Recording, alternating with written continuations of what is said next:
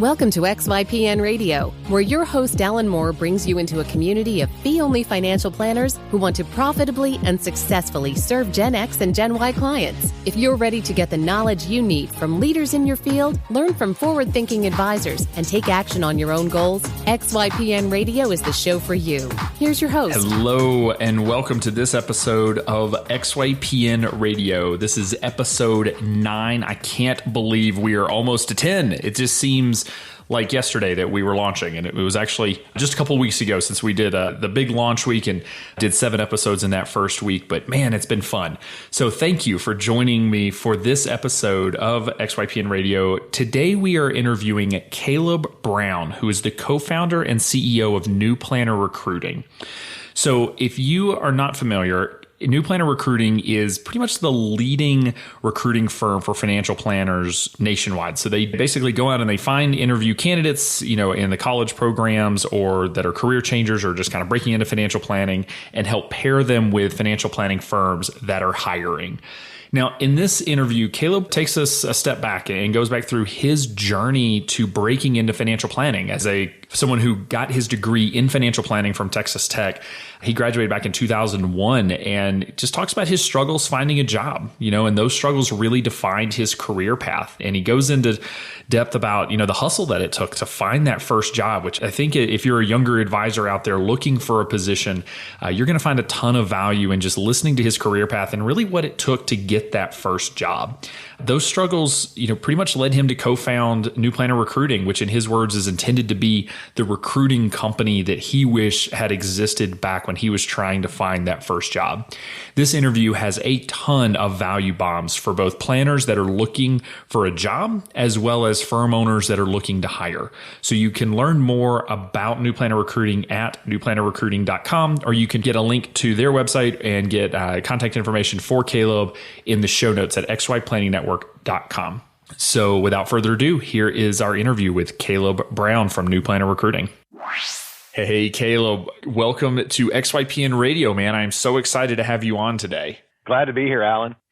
So Caleb Brown is the president, is your official title president of New Planner Recruiting? Partner, CEO, whatever they want to call me that day. Fair enough. Managing partner, does all the grunt work and everything in between. It's the beauty of being managing partners. So as listeners may or may not know, Caleb and Michael Kitsis, the co-founder of also the XY Planning Network, who seems to have his hand in, a dozen businesses, got launched a few years ago now, and they're pretty much the lead recruiting agency for financial planners. So Caleb, just kind of give us a background on what New Planner Recruiting is, how it kind of got started, and what it's kind of become.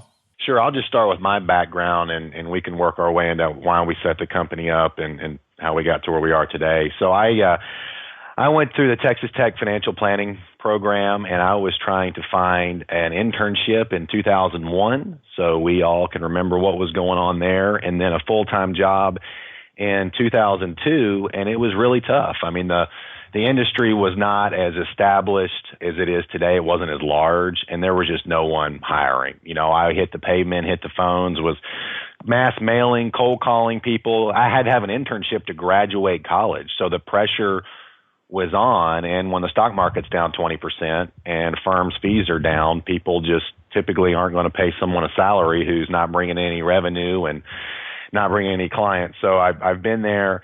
Was finally able to convince somebody in the Bay Area, California, in Oakland to hire me as an intern. I was paid, so I was grateful for that opportunity. It was very good exposure because I was in a small firm. I got to see all the aspects and did kind of a 3-month rotational.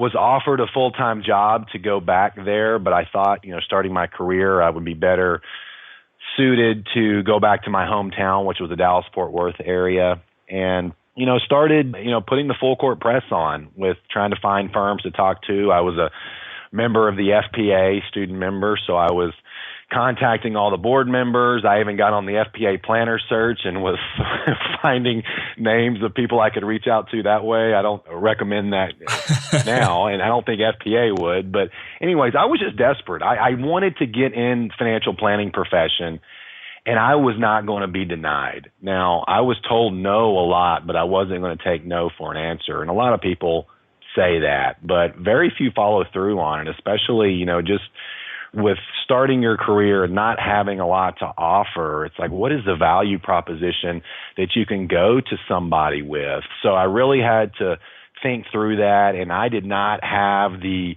best credentials. I wasn't the top of my class GPA-wise.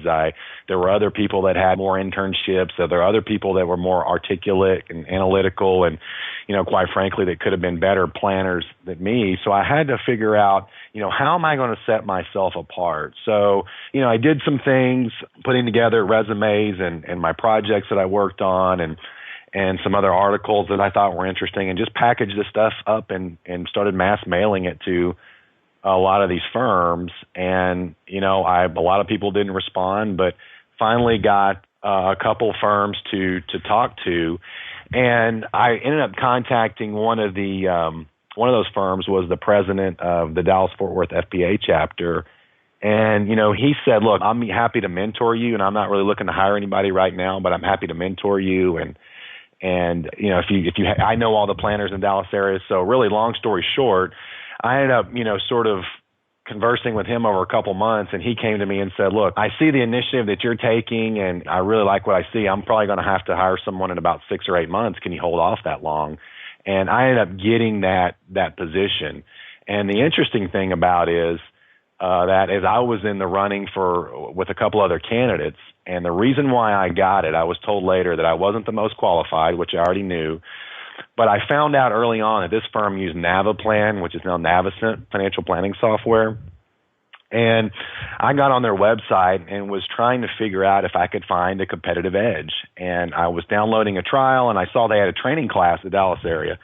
So I was still out in Lubbock, Texas, where I was going to school at the time. So 5 hours, 350 miles away. And I saw they had a 2-day training class. It was $250 a day. So it was $500. So I put it on my credit card, didn't have the money. I was 21 at the time, took 2 days off of work, and I drove down there, stayed on a friend's couch, and went to this Naviplan, software I've never heard of, never really used, didn't know if I was going to use it, and took the risk and went through the program. Well, lo and behold, I met about 30 other planners there, and several of those folks knew the person that I ended up getting hired with, and they went back and told him that I attended. And I found out later I was the only one that took the initiative and went to that software program training, and it ended up getting me a job. So I tell that story, one, because I want to encourage people, out there. You're going to face hurdles, but you can overcome them, and you've got to think outside the box. You've got to, just simple taking initiative, I think, will get you a long way. So I entered the industry in 2002. I didn't want other people to go through the same hurdles that I went through, because we lost a lot of quality people. 2001, 2002, a lot like we did in 2008 and 2009, that were trying to enter the profession and couldn't find a job, or the job they found wasn't a fit. And they went and become a football coach or a teacher or, a banker. And I said to myself, we can't continue to lose these people. So I put my name in the hat for a committee position for the Dallas-Fort Worth FPA, Financial Planning Association, on the Career Development Committee. Well, they came back to me and said, well, Caleb, the director is actually stepping down. Would you like to be the director? And I was like, okay, this is kind of cool. So with the directorship, you have budget and power, voting power. So I thought this was pretty cool, because up until this point, career development had been geared towards your 55-year-old CFP, bald-headed business owner, white guy. And I said, we're not going to do that anymore. We're going to focus on the career changer and the new college grad, because no one should have to go through what I did. Develop character and all this, but we need to find out a way to get these people in the business and retain them. We don't want to, have so many hurdles up. So I have been doing the mentorship and the internship programs and the career days and all these new planner programs ever since since the onset of my career. So about 13 years now. So, I was doing that. I was helping this planner in Texas build a full-time firm and doing the career development directorship and really just matching people up. I would have firm owners that would call me and say, hey, Caleb, that's great. You set all this stuff up, but I don't really know what I'm doing here. Can you just tell me who to hire? What questions do I ask? How much do I pay this person? I've heard about this internship thing. What do I do there? Or, you know, what expectations should I have on my new planner? And I was helping those people on a pro bono basis, you know, in the evenings and weekends, in addition to building the planning firm. And then I ran into Michael Kitsis, a few years later at NextGen, and then found out he was doing kind of the same thing in the Washington, D.C. area. So we came together in 2008 and said, look, there's probably a business for this because we have so much interest from our firm owners. And again, our biggest thought was, how are we going to get financial planning firm owners who are very cost conscious, AKA cheap, to fork over money to do something they can do on their own? And then we started thinking about, it's like, well, that's exactly what they're asking their clients to do, right? Mm-hmm. Very true. So, and that actually hasn't been our problem though, on the recruiting side. It's really just qualified candidates. So anyways, I got in the business in 2001 and I started a recruiting firm in 2009. A lot of people think I should have my head examined, but that's just the way it happened. And we were building our database and our candidate list during that time. And essentially what we're doing is, I created the company that I wanted when I was coming out of school, or looking to not just coming out of school, but looking to enter the profession. So our firm's going to work with an entry-level planner, all right, typically 0 to 5, 6 years of experience, and help them get in a good fit with typically a fee-only or fee-based RIA, where they're focused on financial planning. You know, the firm is using cutting-edge technology. The firm is growing. They're going to receive mentoring. They're going to be paid a salary. They're going to work with existing clients and on an existing team and really learn the art of the business. So these CFP programs out here are really good. Well, the one I went through was really good a long time ago. It's much better now. However, you in the CFP programs, in your education, you're learning the science of the business. Absolutely. Not the art. And the thing about this, we're not mathematicians. We're not physicists. We're not chemists. All right. So all those professions, all right, it's 100% science. All right. There's no art really to a chemist's job. All right. Well, in financial planning, it's all about getting people who want to make dumb decisions with their money to not make those dumb decisions and then make them think it was their idea. They didn't make that dumb decision. So the counseling and the psychology, and it is all about the art. So let's just say it's 20% science, 80% art. And the only way to learn this stuff is under the apprenticeship model, and to go to a firm and watch these people write these letters, listen to them on the phone, watch them handle situations in meetings. And it just takes time to build up these skills to guide these people to making good financial decisions. So that's the types of positions that we place our candidates into.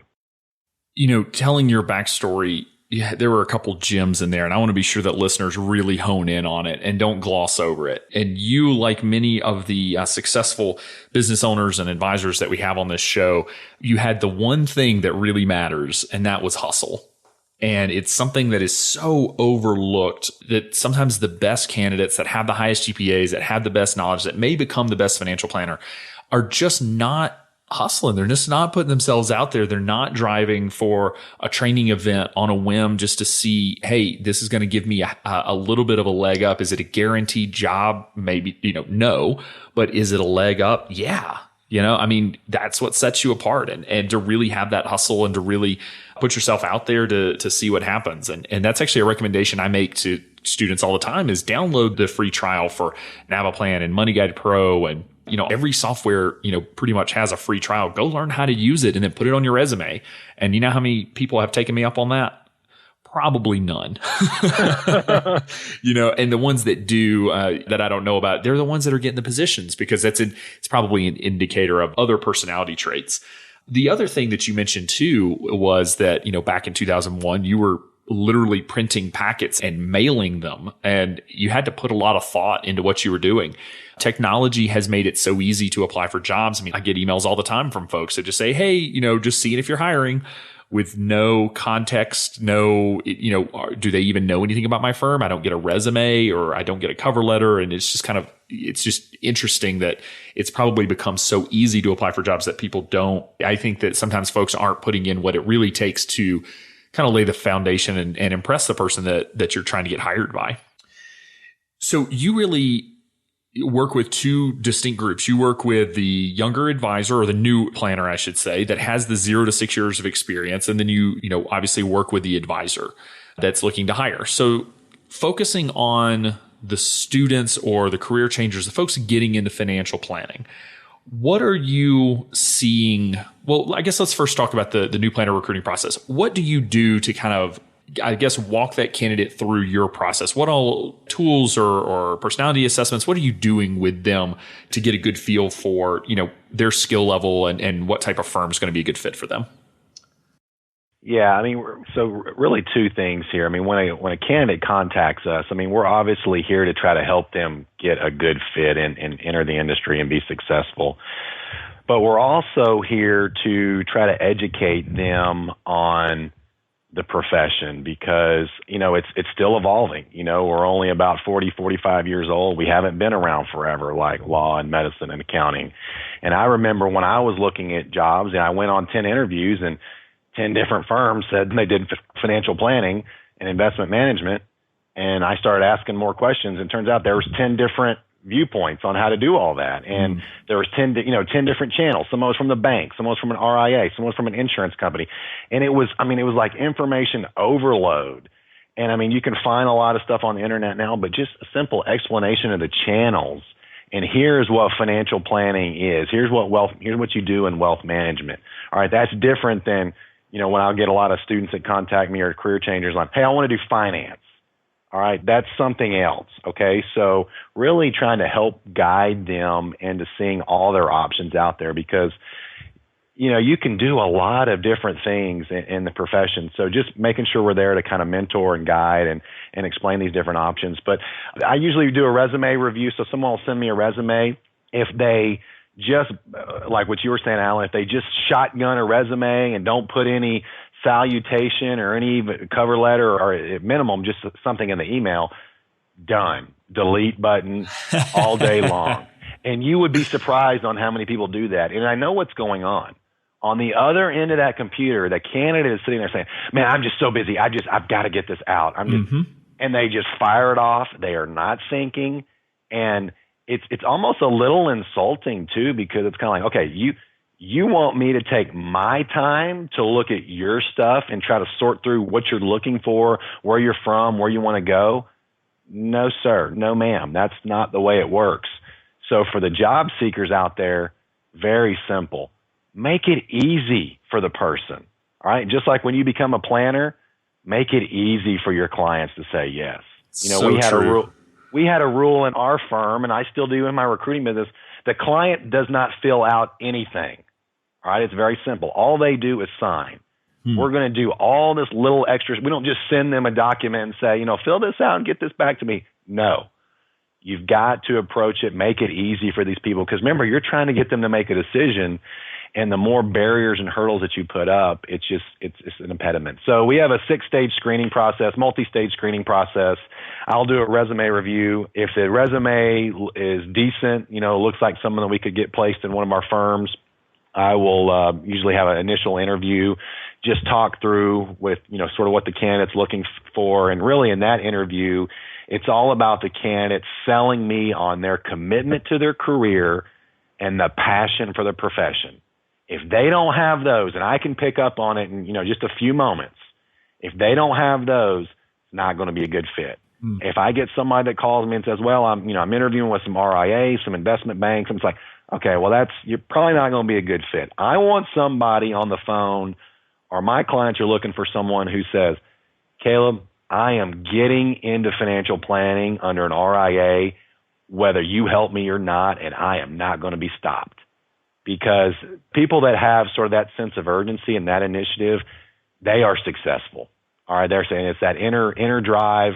And I've just really seen that over my career. I mean, that's sort of what got me. There are a lot of times when I started my career, I wanted to give up just because, like, man, these people, no one's going to hire me. This is awful. It'd be a lot easier just to go over here and get some other type of job. I didn't want to do that though. So initial interview, stage 2, we just have you fill out some paperwork, and the candidate basically gets to talk about themselves for as long as they want. So who doesn't like doing that, right? So that's a fun exercise. Then we have a couple financial planning specific exercises. And again, when I get a resume and someone puts something on there like expert in, and Money Guide Pro, or proficient in Microsoft Excel, or, I opened up 3 accounts as an alumni, trying to get alumni to make donations for my school. I make them prove all that stuff that they say. So a takeaway from this call, if anybody's listening to it, is kind of like, do not embellish your resume, because if you come across my desk and we talk, I'm going to make you prove all this stuff. All right, so we have you take a mini CFP exam. So this is actually a pretty cool exercise for people who are looking to become CFP certified. We give, the exam now is 170 questions. When I took it, it was 285 questions. I give you 30 questions, all right, broken out in the different sections, insurance, estate, retirement, so on and so forth. There's some time value of money in there, and then we give you an hour and a half to take that. So one, it gives the candidate a sense on what they're going to have to face on that real CFP exam, and two, where they're going to have to be technically if they want to be sitting in that conference room all by themselves as that lead planner at some point in their career. And it also gives me insight to how well can this person operate and answer these questions without really knowing a whole lot. I mean, we don't want you studying, we don't want you doing anything like that, but just sort of getting in there and giving us a baseline knowledge. So then I know how to coach them on how to pass the real CFP exam. And the candidates that go through our process have been, based on our surveys, been really appreciative. Like, look, you helped me prepare for the CFP exam. I was going through a review, I was doing this, but I got to take another set of questions that someone else wrote. And Michael Kitsis wrote most of them, and they are tough. I was going to point that out. When I took that test back in, 2009 with you? Oh, my goodness. Those questions were harder than the CFP exam sometimes. And come to find out, Michael wrote them. So so it's a fun exercise, both parties. And then after that, assuming you get through that, and again, we're not looking for people that get all those questions right. We actually, in fact, have it set up where you're going to get most of them wrong. But I just want to see, how well you manage your time. Can you get through it? Are you trying to look up answers? What's your thought process? And just where are you without really having much experience? And a lot of times people take it and they haven't even completed the coursework. We factor all that in. Okay, remember, we're not just trying to rule people out arbitrarily. We want to help you get in the industry. I'm a recruiter, and a lot of firms call me and probably get frustrated when I tell them I won't work with them because they want me to call their competitor across the street and poach their employees. That's not what we do. We're trying to help firms grow. We're not interested in moving money from the left pocket to the right pocket. We're trying to open channels, open doors so other people can get in. We can grow this industry, because moving money from your left pocket to right pocket will eventually, there's only so many transactions that can occur there. Sure. And then you're done. So it's a net, zero. So then after the CFP exam, we have you take, these are financial planning positions. So people that call me and want to just research stocks all day long, not a good fit for my clients. So we have you do a mini retirement case in Money Guide Pro. That's what a lot of our clients use. I mean, there's a lot of other software programs out there, but Money Guide Pro has been very easy to deal with from us. So we have an educational license, and I just want to mention that because some of the other software providers are not as easy to deal with and would not let us set this up. So that's incredible that a financial planning software provider would not just give you as many free licenses as they could find. Alan, it's crazy. I mean, because the way we used to do it was if our client was using Navaplan or, ABC software, we would go and we would set it up with that specific company, but it just got to be too burdensome. And then I finally stopped because I had one firm who I'm not going to mention who basically said, no, we're not going to do that. It's like, we're obviously not over here trying to use the software for financial gain, and they didn't get that.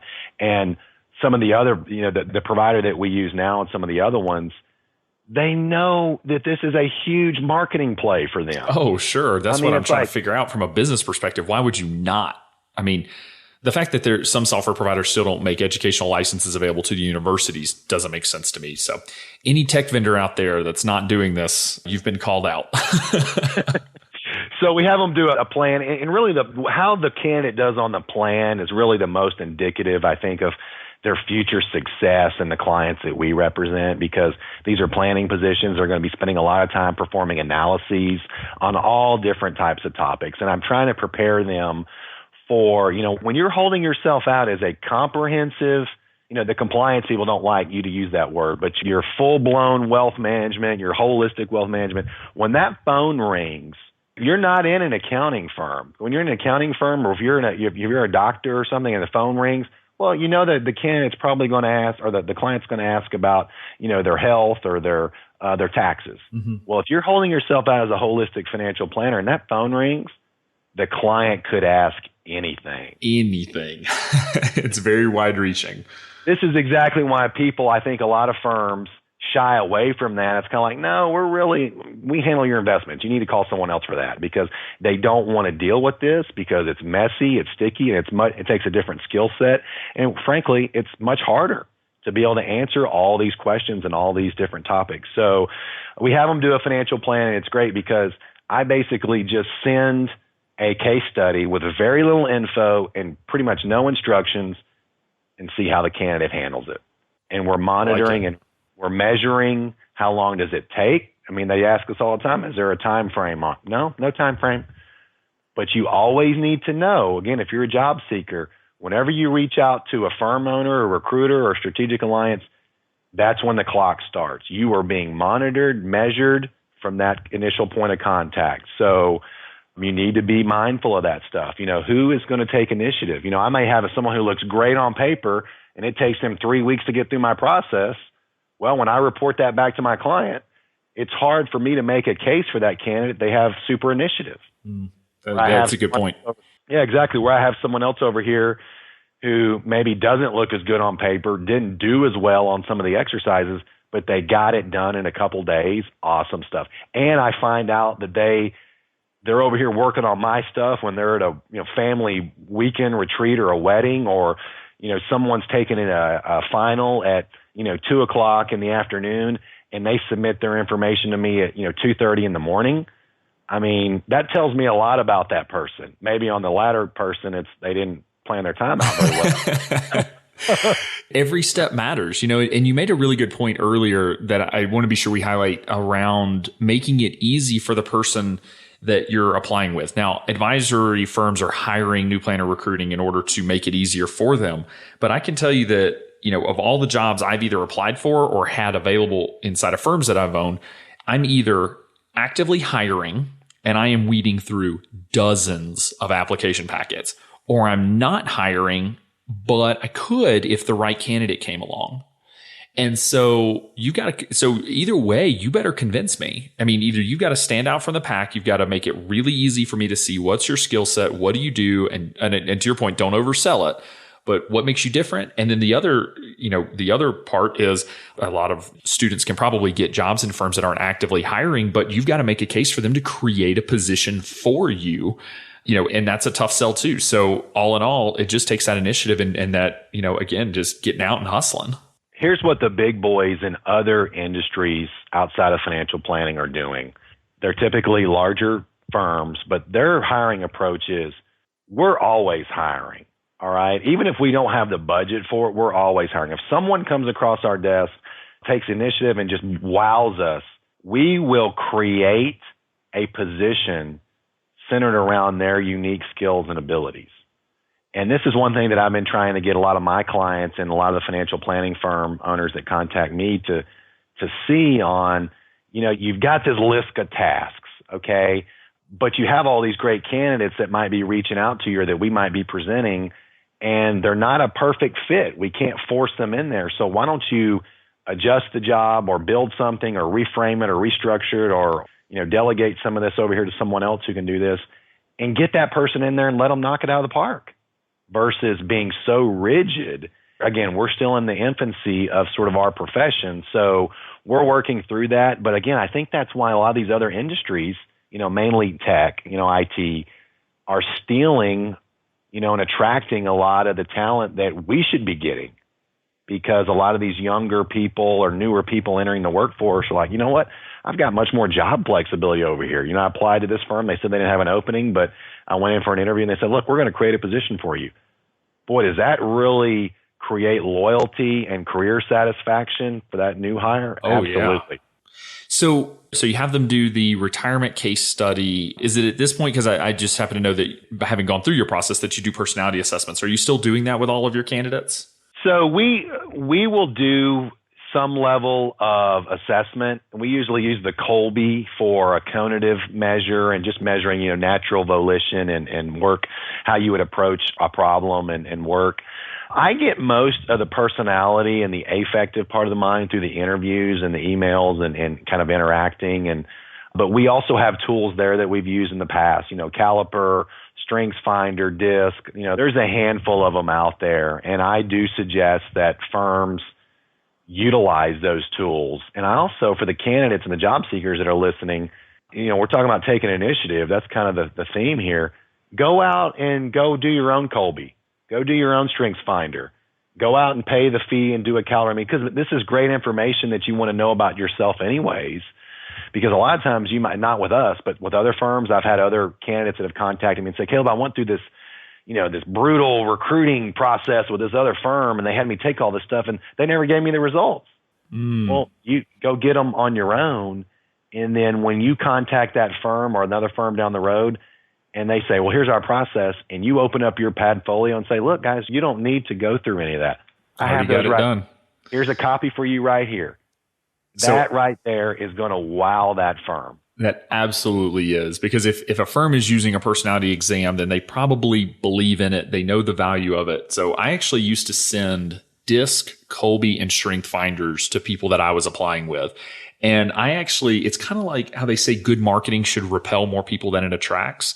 I actually found, and Caleb, you know this, if you look at my personality exam, why anybody hired me to be a paraplanner is baffling to me.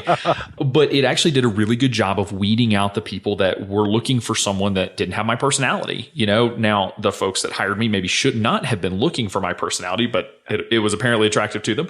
But, it's huge to be able to say, hey, here are my strengths. And if you're not familiar with the Colby, there's basically 4 pieces of it. But one of them in particular that gets a little, I think a lot of attention is quick start and how fast do you start projects? How quickly do you move on things? And I am an extremely high quick start, which works very well as an entrepreneur, not so much as a back office, paraplanner. So, and so it was really easy for some folks to say, okay, I don't want to interview you. And for me to say, thank goodness, I don't want to interview with, 30 firms that don't know my personality. So I say all that to say, attach your Strength Finders to your and Strength Finders is like $10. You can do it online. You can buy the book. I think it's $10 or $15 now. DISC, I'm not even sure. Colby's not all that expensive. It's like $40 or $50. So yeah, you can go do those things on your own. And I know there's people listening to this saying, well, Caleb, Alan, y'all are crazy. I don't want to send all that stuff because that's going to get me ruled out. Yes, that's the point. As exactly what you just said, Alan. Right now, jobs are falling off trees.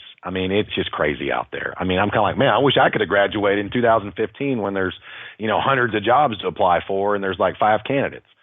So now you will see a pullback when the market corrects, which it will do. Some of these firm owners will get freaked out and they will put hiring on a freeze. Oh, sure. But the point is right now, it's going to be easy to get a job. Very easy. All right. You don't even have to take initiative. You're going to be able to get a job. However, to get the right fit in one of these top echelon firms like our company represents, you're still going to have to go there. And the point is, don't play the dating game. Don't play it. Lay it all out there. Here's my Strengths Finder. Here's my Colby. Here's what I think I'm good at. Open up, because they're going to find out. Yes, they are. If you move across the country, you're going to find out. It's like, the onset of a relationship, when you start dating someone, it's like, well, I don't want them to know that, my closet's really dirty and messy. You've got to bring all that stuff out, because they're going to find out. You're going to waste a ton of time. And then you're going to come back to me if we didn't place you. And I'm going to look at, I'm like, how are we going to handle this 3-month stint on your resume?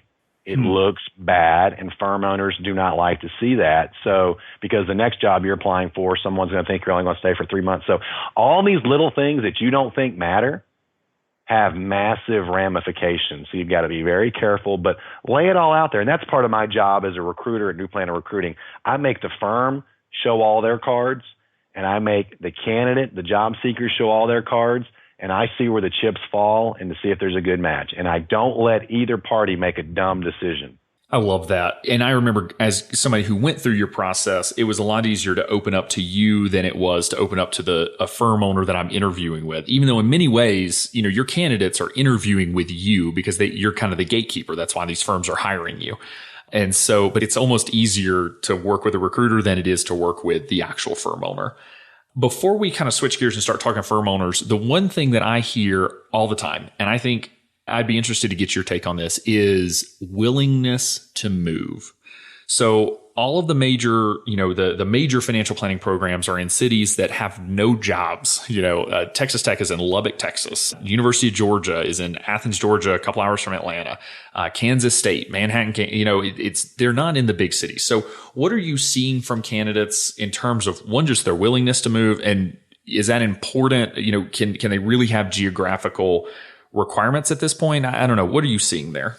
Yeah, it's candidates want to go, in their words, not mine, to an exciting metropolitan area.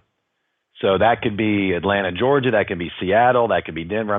It's typically the bigger cities. So, the financial planning programs you just laid out, Alan, it's like the UGA people, they all go back to their parents' house in the suburbs of Atlanta. The Texas Tech folks all go work in Dallas. The Kansas State people, they all go to, Kansas City. Virginia Tech people, a lot of them go to Washington, D.C. All right. So for the firm owners out there, if you're in Smithville, Iowa, okay, I think that's a great town. Nothing against that, but it doesn't matter what I think.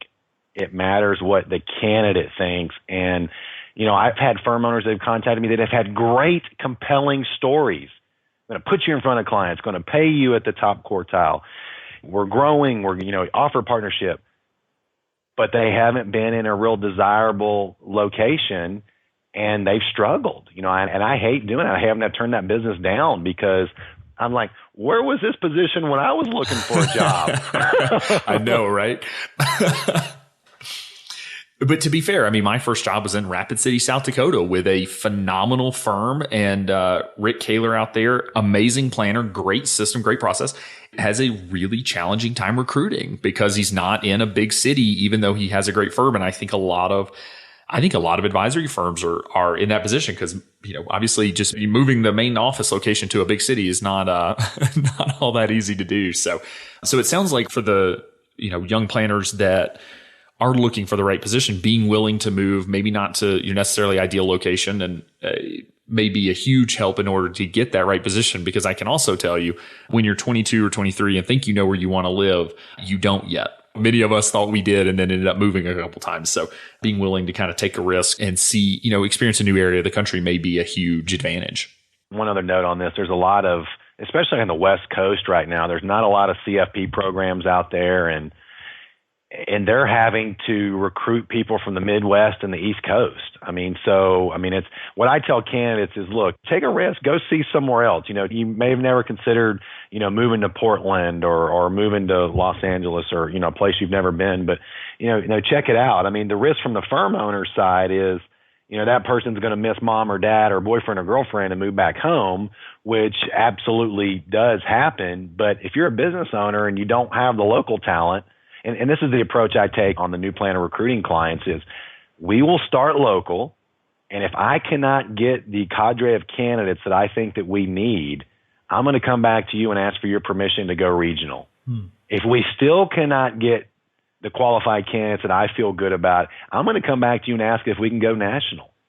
And that's really all we have, but opening up the wider the network. And most firms now are, just because it's so tough out there and there's just so few people, so few qualified people. And let me clarify that too, because there's probably people listening to this. They're saying, well, I'm trying to get in the industry. I can't get anything. The problem is these firm owners out there have ridiculously high expectations. And that's not necessarily bad, but in the RIA channel, it's these firm owners cannot afford to put you in a conference room and show you PowerPoint slides on train you for 2 years.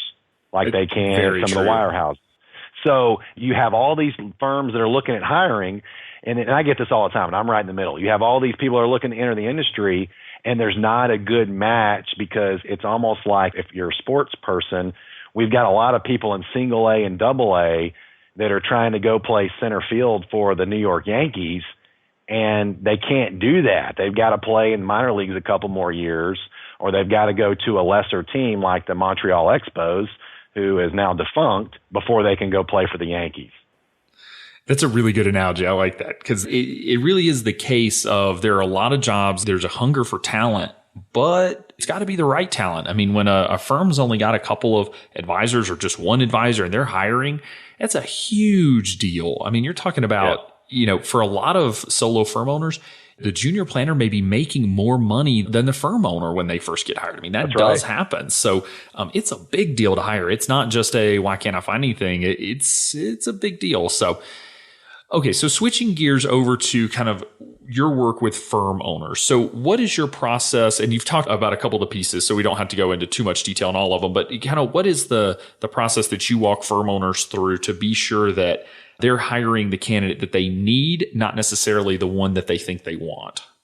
Yeah, this is where some of the art comes in on my side of the business, but we do a lot of due diligence on the firm when they reach out to us. So we're going to pull ADVs, we're going to review the website, and then we're going to interview the firm owner and see what they're looking for. Do they have reasonable expectations? A question I always ask is this position due to growth, or are we replacing somebody? And depending on how they answer that, I can go a lot of different ways there. So, and then assuming everything looks good, it's a compelling opportunity. It's not, we haven't burned through 10 people in the last 2 years because we just can't find anybody that's any good. I have firm owners that say that, and I have to gently explain to them, I hear what you're saying, but there's one common denominator in this situation, and it's not all these candidates. So a lot of them do not like when I sort of challenge and force them to look inwardly, and they don't work with us, and that's fine, because I don't want to set our firm up for failure. Because I learned early on I used to try to take those cases early on in my career, but I learned that person's been doing it for 30 years. They're never going to change. Doesn't matter, what type of case I can present. So just let them do their thing. And the interesting thing about that is they say the exact same things about the clients they took on when they first opened their doors. We just take anybody so we can eat. And it's still kind of tough to get them to see that. But I interview the firm owner. And then one important step here is, because realize I'm a small business owner and I think my company's great and it's the greatest place to work and ever. But I always, when I'm bringing on a new firm, require that they let me talk to a key employee. They can suggest whoever it is confidentially outside the office. And the reason why I do that is because most of the time, the way the employees view the culture and the work environment is different than the way the firm owner does. Very different. Not that it's bad or good, but I just need to know so I can have a full 360-degree view on, okay, here's how, this candidate might work, this candidate might not. So all these little nuances.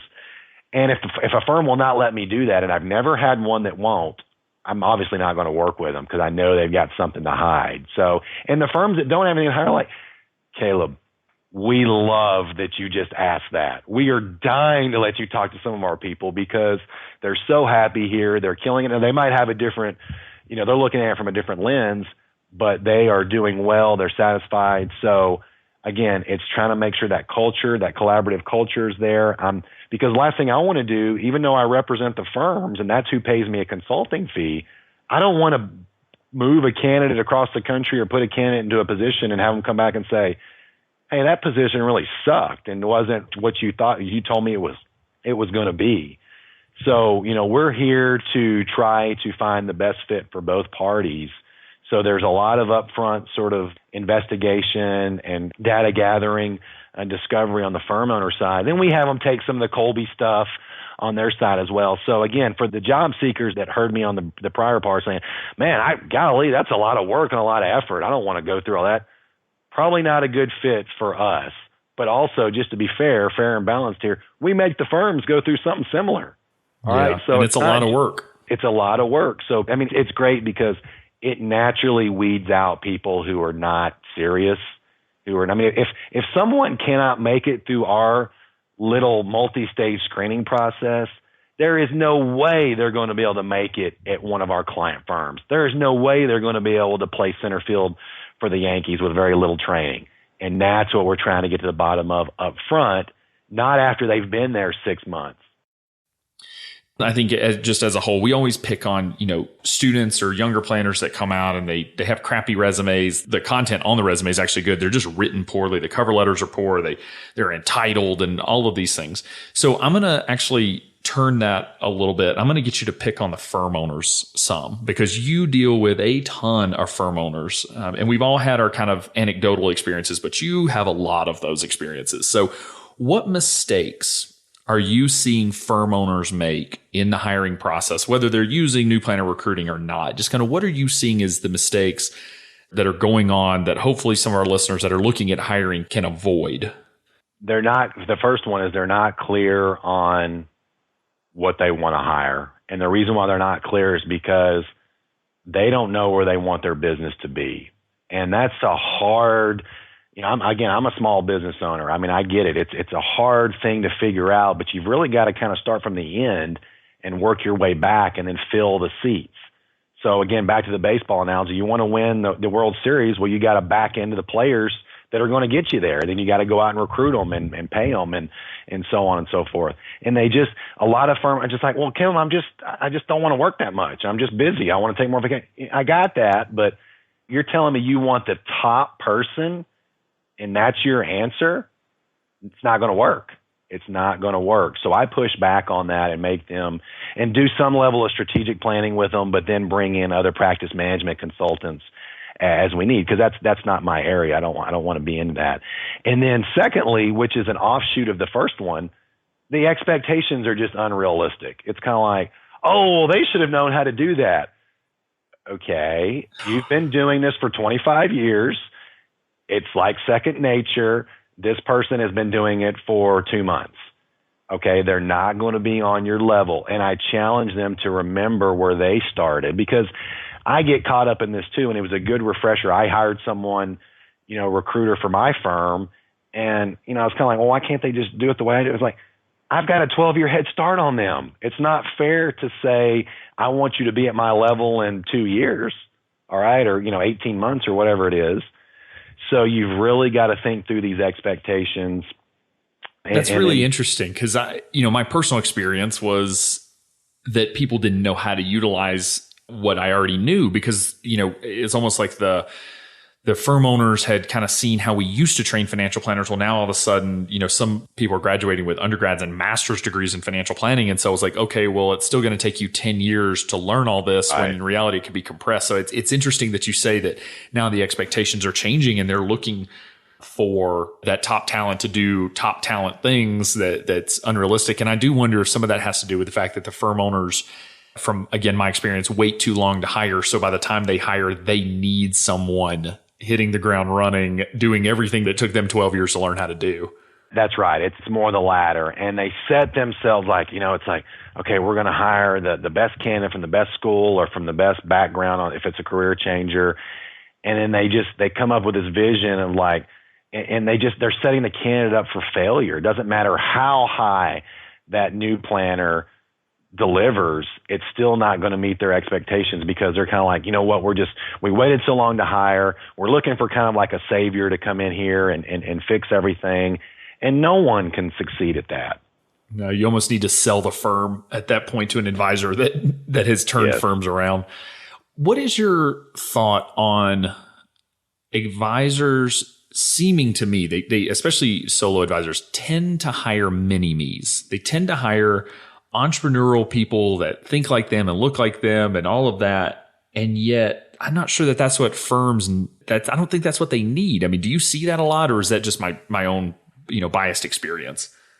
No, I do see that. And it's just, that's what they know and they're comfortable with. And a lot of times they're not these firm owners are very good at interviewing people.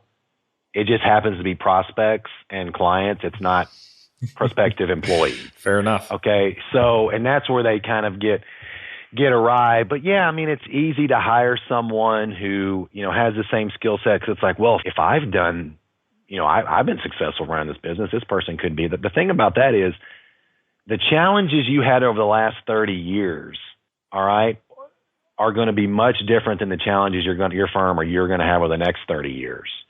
So you need to consider bringing, it's like, just think of it back to the investments, diversification. All right. If you have a portfolio of stocks, you come over here and you add some bonds for diversity. You don't add some more stocks. So you need to make sure you've got some diversification in your human capital portfolio, especially for these smaller firms. And the funny part about it is these firms that end up hiring a mini-me and it doesn't work out. And they're like, Caleb, I hired this guy. I was like, man, we were like fighting all the time and butting heads. And it's like, yeah, because it's another entrepreneur and they want to do it their way. And, it's like, oh, yeah, okay. And they knew that, I think, subconsciously, but, it takes someone like me or another consultant telling them that. And no, find someone with a complementary Colby, complementary, skill set, and maybe even cognitive abilities or educational background. All right. But it really is going to depend on where the pain points are. And that's how they have to figure out who to hire. Yeah, that's also a really good point, because I kind of got hired as the mini-me at a couple of positions. And ultimately, if you're familiar with strength or not familiar with Strength Finders, there's basically 25 strengths, and it identifies kind of your 5 top ones. And one of my top ones is command. And I just tend to be the type A go-getter. And when I work for people and entrepreneurs tend to be very high command, that tends to be up there, it doesn't work well, because then you have two people that want to be in charge beating each other up over it. And I can tell you who always loses that fight. And it's not the person who writes the check. So, well, Caleb, this has been so educational. This has been a ton of fun. We're definitely going to have you back on. I'll be interested to see what questions that we get from them. And I hope the listeners will post in our private Facebook community, which you'll hear a little bit on the outro. If you have questions specifically for Caleb, or you can email us at radio@xyplanningnetwork.com with any questions or topics that you want to hear, if there's anything specific that you'd like to hear again from Caleb. But before I let you go, actually 2 things. One, how can candidates and advisors that are looking to hire get in touch with you? What's the best way? Sure. They can go to our website, www.newplannerrecruiting.com, or they can always send an email to cbrown@newplannerrecruiting.com. That's my personal email. Comes right to me. I'm happy to chat with anybody, even if it's just a job seeker looking for advice. I have to talk to a lot of people who maybe think they want to get a job in one of the clients I represent, but it actually turns out they're a better fit to start their own firm. And, I have a lot of those discussions. So, or someone maybe vice versa who wants to start their own firm. It's like, okay, maybe you should consider going to work for someone at least for a few years first. So happy to be a consultant and help guide you. Again, I try to set up the firm that I wanted and give people the help that I needed when I came out of college. I love that, because that's essentially what XY Planning Network was, the platform I wish I'd had when I started my own firm. And I think that in many ways that's what drives the most successful businesses, because it's just what we wish we had. So we will put links to newplannerrecruiting.com and then to Caleb's email in the show notes, and you can check that out at xyplanningnetwork.com/9. This is going to be episode 9. So our last question that I love to ask our guests is, and this kind of going back to the Caleb Brown that was probably looking for a job, that had either was still at Texas Tech or just graduating. If you could go back and give yourself one piece of advice, the one thing that you really look back now and wish you had known, what do you think that piece of advice would be? Don't know if it's necessarily a piece of advice, but just how far you can go in your life and your profession, your professional career, just with some hard work and some initiative. I'm just a regular guy from Texas and went to a decent school and have a decent education. I'm nothing special, but just putting your head down and saying yes when people ask you to do things, whether it's in professional associations or, local, regional organizations that you're a part of, just how many doors that opens for you and the career trajectory that I'm on. I never would have thought that I would have been here, in my mid-30s. And I look back and I think it's awesome. It's been a great ride. I love that. In many ways, I'm just 4, 5, 6 years behind you. I feel the same way of like, you know what? You just don't know. You just don't know when you graduate college and you get that first job where your career is going to end up. If you had told me in 2015 I'd be hosting a radio show and running XYPN Network instead of, owning an advisory firm, I would have thought you were crazy. So be open to those experiences. And you, like many of our other, actually, I would probably say all of our successful guests, got involved. They got involved in FPA, NAPFA. They gave back. They just really pursued their passion, and look where it's led, and no complaints. So, well, Caleb, thank you again so much for being on the show today. This has been a real pleasure. Thanks for having me, Alan. All right. Thanks so much. That was such a fun episode. I actually worked with New Planner Recruiting back when I graduated college, and they helped me find my first job, and I've known Caleb ever since. And I'm just really thrilled to see that New Planner Recruiting is growing the way that it is, because I think that they are not only, pairing the right advisor with the right firm, I think that they are really making opportunities available that we didn't know existed, and they're bringing more people into the planning profession. This is something that we're all really actively thinking about, it is that we need more planners in the financial planning profession. There simply aren't enough, especially within, kind of the XY community. We need more advisors so that we have enough advisors that are willing to serve Gen X and Gen Y clients. There's really only been enough advisors to serve wealthy older individuals. And so I'm excited about any prospect of expanding the pie and bringing more folks into financial planning. So I hope you enjoyed that episode with Caleb. Definitely check out our VIP community at xyplannetwork.com/VIP. You'll get more details in the outro music, but you can come there and interact with Caleb. You can ask him questions. You can ask me questions, other XYPN members questions, advisors that are looking at launching a firm, or any of our previous guests. You're not alone, all there, and you're not and crazy. It's just a really great way to interact with the community. Building, so and growing your you own can check financial that out, planning or firm. and definitely check out the show notes at xyplannetwork.com/9. So much. We'll Go see you to next time. xyplannetwork.com/VIP or text XYPN Radio to 33344 and join a network of thousands ready to change the lives of Gen X and Gen Y clients.